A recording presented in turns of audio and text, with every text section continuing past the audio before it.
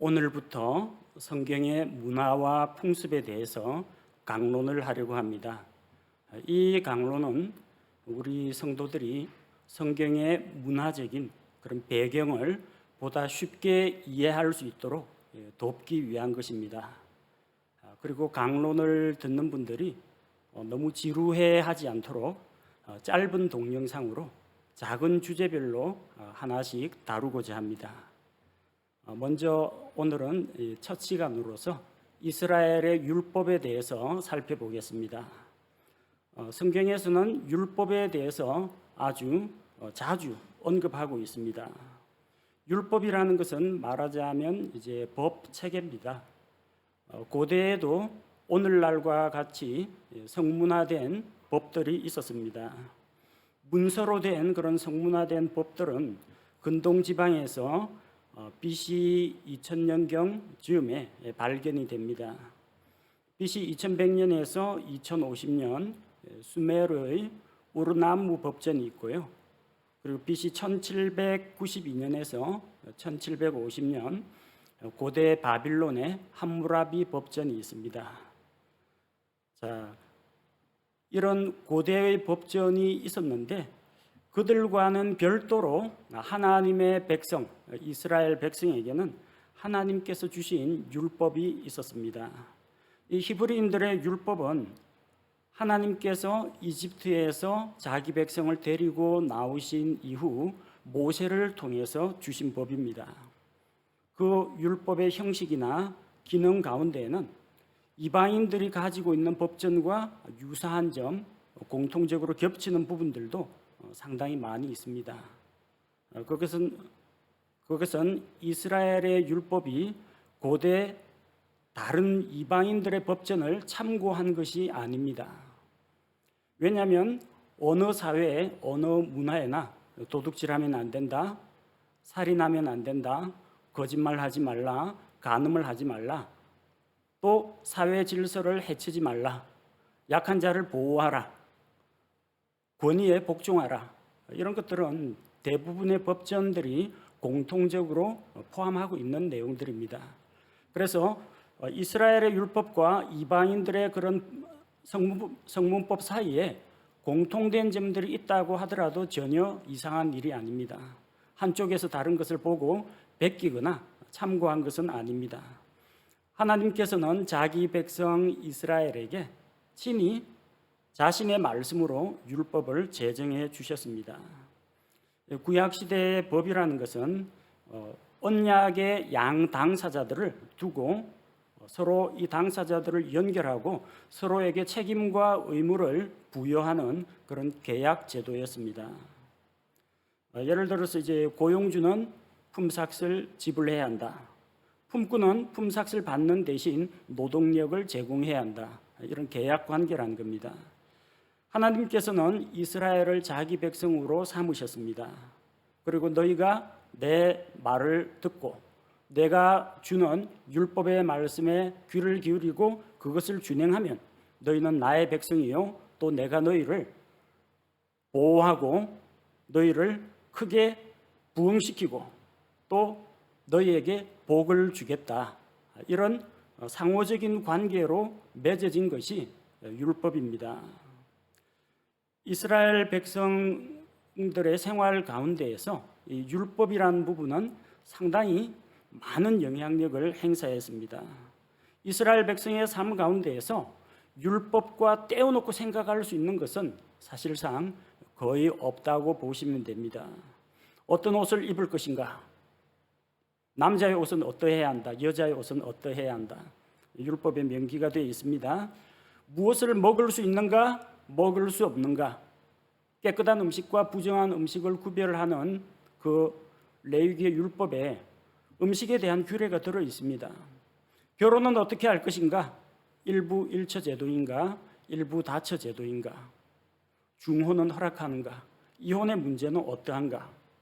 장례를 치를 때에는 어떠한 절차를 거쳐야 하는가? 주인과 품꾼이 노동계약을 맺었을 경우 혹은 종으로 그 집에 들어갔을 경우 계약관계는 어떻게 유지해야 하는가? 경제 활동 가운데에서 서로 이해관계가 충돌할 때는 어떻게 조율이 가능한가? 하나님의 율법이 이 모든 이스라엘 사람들의 생활 속 깊이 뿌리를 내리고 있습니다. 그래서 이스라엘 백성은 복받은 민족이라고 합니다. 하나님께서 불러주시고 선택하시고 그들을 하나님의 백성으로 삼으시고 친히 다스리셨기 때문입니다. 하나님께서 이스라엘 백성에게만 주신 특별한 선물이 세 가지가 있습니다. 첫째가 율법이고, 둘째가 하나님과 사람 사이를 연결하는 그 제사장이고, 셋째가 하나님께 예배드리는 처소, 성소라고 할 수가 있습니다. 그 중에서도 율법은 살아계신 하나님의 말씀으로서 가장 중요한 것입니다. 그 율법의 기초는 하나님이십니다. 어떤 하나님을 그들이 믿고 있느냐가 율법에 나와 있고, 하나님의 어떠하심이 율법에 다 반영이 되어 있습니다. 하나님은 어떤 분이세요? 한 하나님이십니다. 이 세상에 수많은 신들이 있고 우상들이 있지만 율법은 유일하신 주 하나님, 여호와 하나님께서 친히 주신 말씀이라는 것입니다. 그래서 유일하신 창조주 하나님께서 그들에게 율법을 주셨습니다. 하나님은 어떤 하나님이시냐? 변치 않으시는 하나님입니다. 아무리 시간이 흘러도 하나님은 언제나 동일하십니다. 변치 않으시고 한결같으십니다. 신실하시고 약속을 지키십니다. 따라서 이스라엘의 율법은 시대나 상황에 따라서 혹은 환경에 따라서 변화하는 것이 아니라 언제나 똑같습니다. 아무리 시간이 흘러도 율법을 좀 더 엄격하게 하거나 율법을 더 완화시키거나 그런 것이 없습니다. 말씀 그대로가 율법이라는 겁니다. 이 세상 법들은 어떠합니까? 시대에 따라서 법이 바뀝니다. 환경에 따라서 법이 바뀝니다. 어떤 지역에서는 술을 마시거나 혹은 자극성 있는 음료를 마시는 것이 법으로 금지가 되어 있는 곳도 있습니다. 어떤 곳에서는 그보다 더 자유롭게 마약을 허용하는 국가도 있습니다. 집을 몇 채나 가질 수 있는가? 나라별로 사정별로 제각기 다 다릅니다. 결혼제도, 옛날에는 축첩제도, 처벌 두는 것을 허용을 하던 시대가 있었습니다. 그러나 오늘날에는 대부분의 현대 국가에서들은 이 중혼을 허용하지 않고 있습니다. 한 사람과 한 남자와 한 여자의 연합으로 결혼을 정의합니다. 그러나 시대가 바뀜에 따라서 동성 결혼을 인정하는 그런 국가나 그런 지역들도 있습니다. 그래서 사람이 만든 법은 자주 변하지만 이스라엘의 율법은 변치 않으시는 하나님께서 주신 것이기 때문에 변함이 없다는 겁니다. 또 하나님은 어떠한 분입니까? 대표적인 속성이 거룩하심입니다. 거룩하신 하나님께서 율법을 주셨습니다. 율법 안에는 하나님의 거룩하신 성품이 다 드러나 있습니다.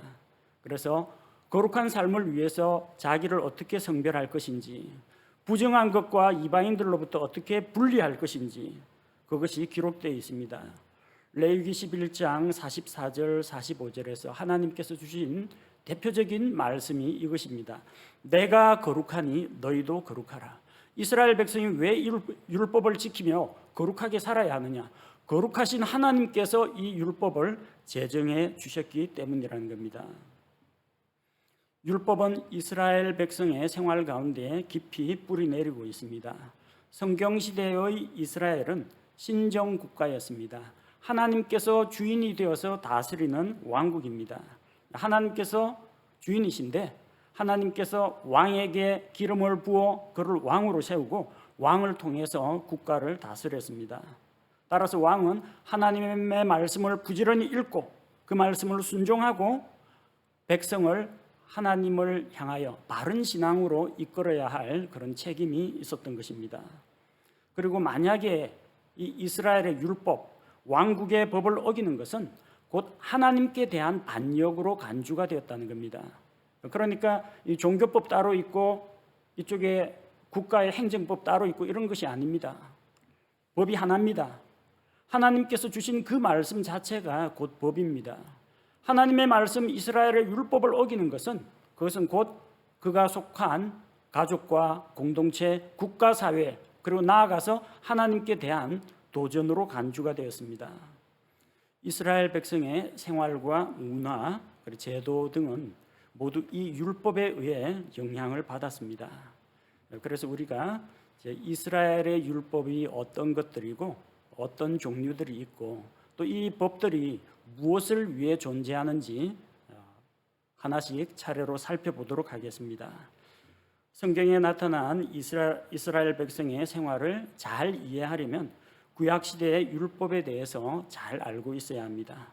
그래서 이번 강론이 우리 성도들이 성경의 그 배경이 되는 것 중에서 가장 중요한 율법에 대해서 잘 이해하는 데 도움이 되기를 바랍니다.